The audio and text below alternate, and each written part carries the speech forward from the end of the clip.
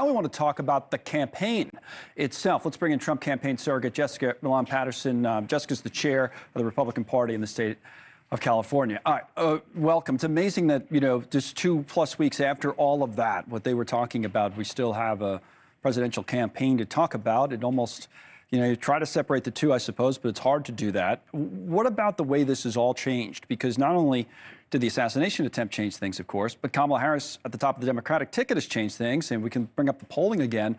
It's tight. How do you see the race on this Monday afternoon? Well, I think, first of all, it shows the resiliency of President Trump.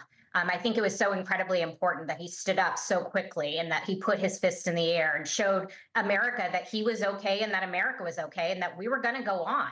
And then following that with the incredibly united and very diverse with political thought of the Republican National Committee. And Republicans came out of that event and they were more united than ever. Right. Democrats were in disarray. They've now coronated their candidate who hasn't won a single primary. And we're going to be going forward the next 99 days. But they're not in disarray anymore. At least it doesn't appear so. I mean, they, to use your word, they seem united, right? And now it seems like we have a serious race. I mean, some people might say, all right, still advantage Trump, but as I said I think on Friday, slightly, not a strong advantage anymore. We're exactly 1 week out of that, right? And so what we're seeing is the incredible shiny new object. I think Democrats are going to feel very quickly that buyer's remorse. Once the media starts digging into Kamala Harris's record, not just as vice president, not just her failures at the border, but her failures in California, whether it was defunding the police or championing pro-criminal policies, people are going to see exactly who Vice President Kamala Harris is. Now, from the other perspective, Donald Trump continues these campaign events. He's at some different events at the end of last week, which, whether it was the Bitcoin conference on Saturday, but this event talking to, I guess, Christian voters on Friday, still getting a lot of attention. So people are being asked to explain what he meant, right, when he said this. Let's listen to Trump. Christians, get out and vote just this time.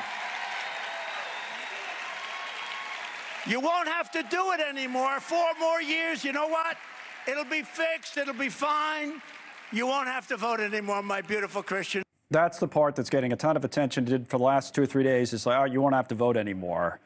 I mean, I'm really looking forward to the media scrutinizing the other side's talking points as well. But what he was very clearly talking about was how he's going to fix our country. We've seen 3.5 years of a failed Biden-Harris administration. And President Trump is going to come in and fix things just like he did in the 4 years he was in the White House. So, Democrats, obviously, some of them have been saying, well, that means he doesn't want to leave. He won't have to vote anymore. But even a less cynical reading of that would say that, he only cares about his own election. After he's done, then, don't worry about it. I can only serve 1 more term.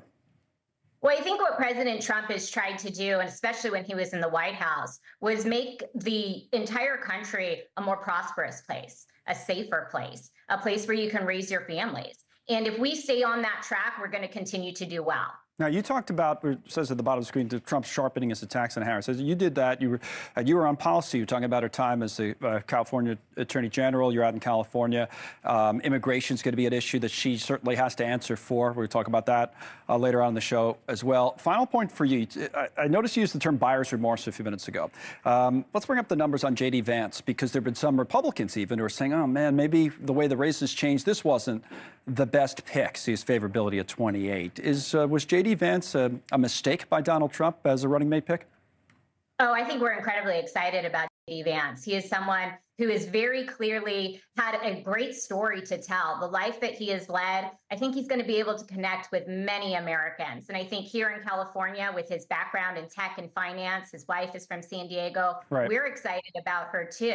I think we have a huge opportunity as Republicans to really broaden the appeal across the country to all types of Americans. And that's what we're running as, not just Republicans, but someone that's going to put our country back on track where it needs to be. Do you have a rooting interest in who Harris picks? We'll talk to some Democrats about that later. Well, I think whoever she picks, what we're all going to remember is who's at the top of the ticket. And she has had a failed policy on the border. She's had failed policies when it comes to criminal justice. She has failed policies when it comes to families. And I think that's what Americans are going to see. And it makes very little difference who she chooses as her running mate. Some of the names that are said to be in contention. Again, we'll have more on that in a few minutes. Jessica, thank you, from California, chair of the California Republican Party, as our coverage continues here on NewsNation Now. Thanks so much for watching. Just go to joinnn.com to find NewsNation on your television provider. And don't forget to click the red subscribe button below to get more of NewsNation's fact-driven, unbiased coverage.